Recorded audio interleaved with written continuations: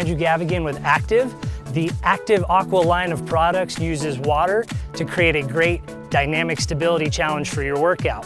So we're going to show you a workout today, and Helia is going to use the Aktiv AQUA bag to do a great transverse plane core and stability workout.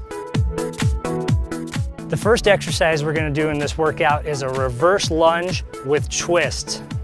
Step back into a reverse lunge, squeeze your thighs together in order to keep your hips in line, rotate through the torso over the front leg, and repeat again on the other side. And this next exercise in our workout we call a lumberjack carry. She's going to do a squat with a little standing twist. It's great for your core stability and proprioception. With the Aktiv AQUA bag on your shoulder, drop into a deep squat, and as you come up, rotate through your hips.